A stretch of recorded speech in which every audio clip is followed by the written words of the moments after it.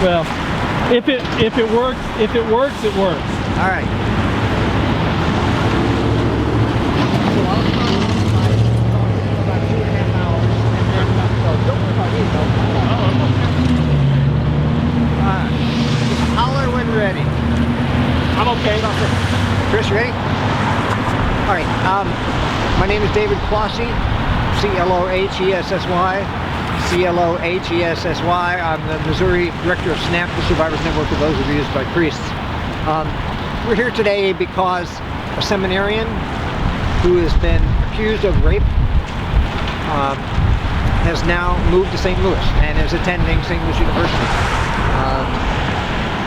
Let's be honest, there are in fact false allegations, and as best we can tell, there's only one pending civil lawsuit against the seminarian.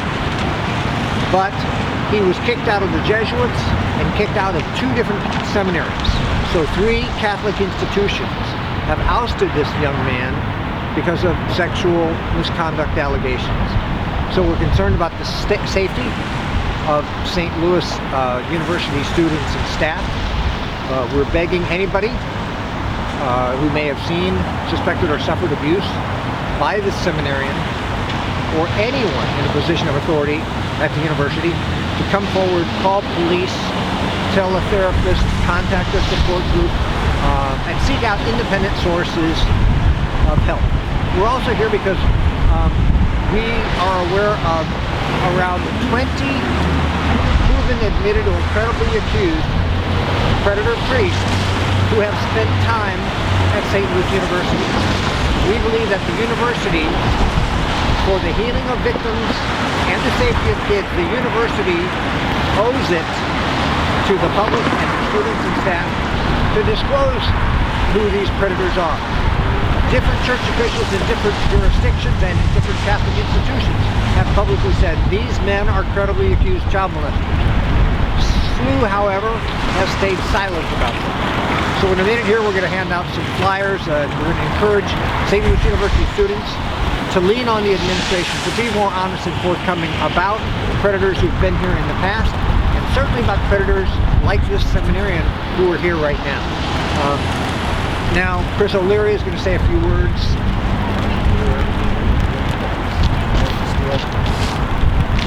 Chris O'Leary, CHRISO'Leary.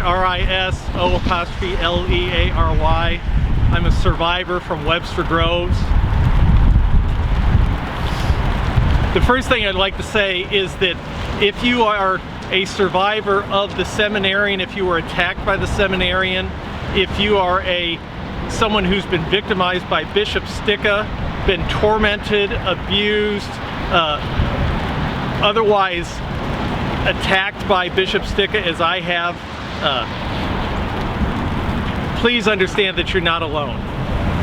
My name is Chris O'Leary. I'm a survivor of the Catholic sex abuse crisis from St. Louis in the late 1970s and early 1980s. I was sexually abused, exploited by Father Leroy Valentine at the Church of the Immaculata in Richmond Heights, Missouri, just a couple miles that way down by the Galleria. Abuse that was witnessed at least in part by Timothy Cardinal Dolan, the Archbishop of New York. Then things got really bad when 20 years ago I went to Cardinal Dolan for help and was gaslighted by Cardinal Dolan. Cardinal Dolan was working for the Archdiocese of St. Louis at the time, was succeeded by Bishop Rick Sticka. I then, in 2018, went to Bishop Sticka for help, trying to get the Archdiocese of St. Louis to get off my back, to stop harassing me, to stop tormenting me. I had personal interactions with Bishop Rick Sticka. He gaslighted me, manipulated me, abused me in multiple ways, took advantage of me. That was by Bishop Sticka. I am in the middle of what's going on in Knoxville. I've been assisting with the people in Knoxville, helping them understand, documenting that the seminarian is here at St. Louis University. I captured this earlier this morning. This is the St. Louis University website, which shows his registration on the website. He's still a registered student. And one thing to be clear, we're not talking about a young student, we're not talking about a teenager, we're talking about someone who is in his mid-20s, 25 or 26. Bishop Sticka, I know from my experience with Bishop Sticka, is he's committed Darvo in, he's attacked the survivor in Knoxville.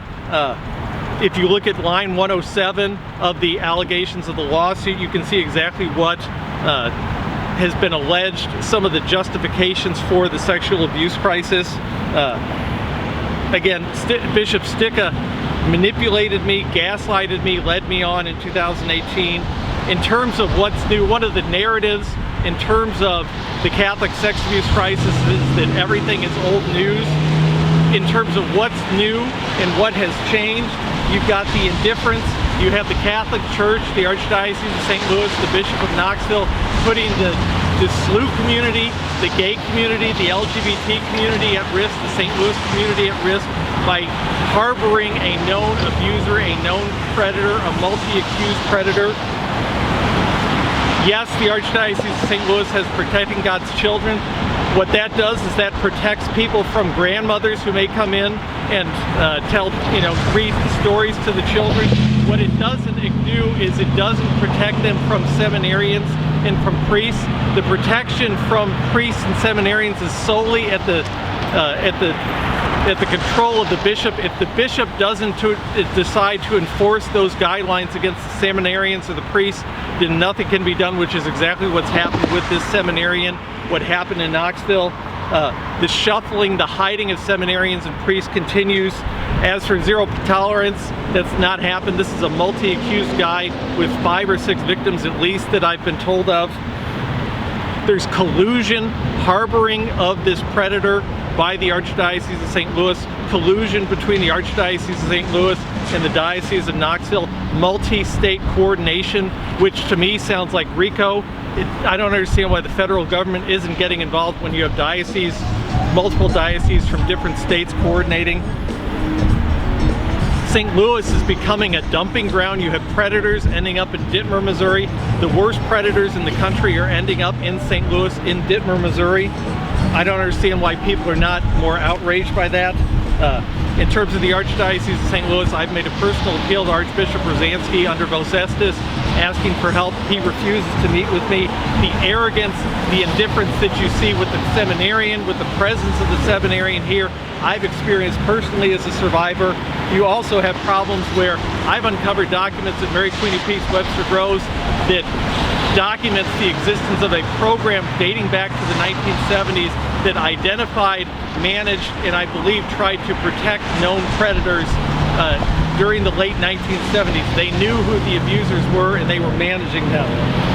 You also have enabling by the law enforcement, by the FBI, the different Attorney General, by now Senator Josh Hawley, by current Missouri Attorney General Eric Schmidt. It has to end. People have to stop being put at risk by the Archdiocese of St. Louis, by the Catholic Church. Enough is enough. It's time for it to end.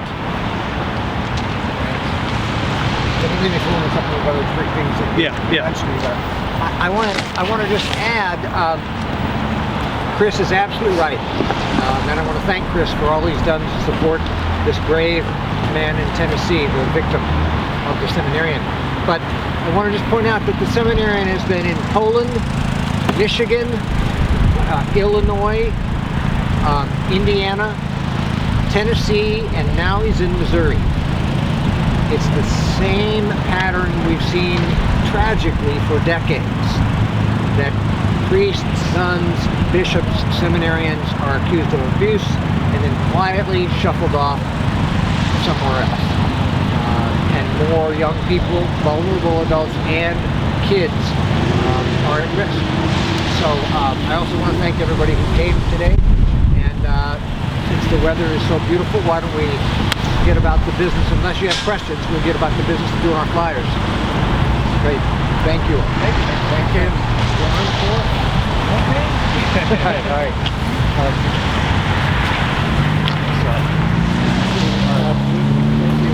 There's a copy. Yeah. And this is the document I referenced. It's got the name, so if you want to get a shot of it. Why don't you give him your flyers better than mine? Yeah. So, you won't tell my wife that I think you're a better layout artist. A couple copies of the book. Thank you. Yep.